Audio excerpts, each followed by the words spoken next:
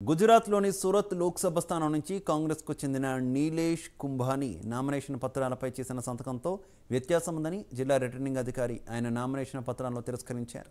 అయితే ప్రస్తుతం బీజేపీ అభ్యర్థి ముఖేష్ దలాల్ మినహా మిగిలిన అభ్యర్థులందరూ తమ నామినేషన్ ఉపసంహరించుకున్నట్టు తెలుస్తుంది.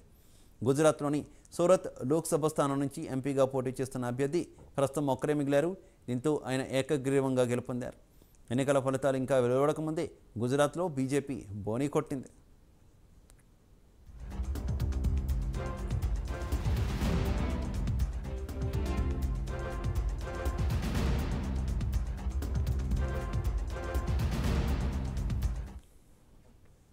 గుజరాత్లో లోక్సభ ఎన్నికల్లో పోటీ చేయడానికి కాంగ్రెస్, ఆప్ పార్టీలు రెండు పొత్తు పెట్టుకున్నాయి. పొత్తు కుదిరిన తర్వాత 26 స్థానాలకు గాను కాంగ్రెస్ 24 స్థానాల్లో అభ్యర్థులను నిలబెట్టగా ఆప్ భావనగర్ అలాగే భరూచ్లలో తమ అభ్యర్థులను బరిలోకి దింపింది. రిటర్నింగ్ అధికారి ఆయన నామినేషన్ పత్రాలను తిరస్కరించారు. అయితే ప్రస్తుతం బీజేపీ అభ్యర్థి ముఖేష్ దలాల్ మినహా మిగిలిన అభ్యర్థులందరూ తమ నామినేషన్ ఉపసంహరించుకున్నట్టు తెలుస్తుంది. గుజరాత్లోని సూరత్ లోక్సభ స్థానం నుంచి ఎంపీగా పోటీ చేస్తున్న అభ్యర్థి ప్రస్తుతం ఒక్కరే మిగిలారు. దీంతో ఈయన ఏకగ్రీవంగా గెలుపొందారు.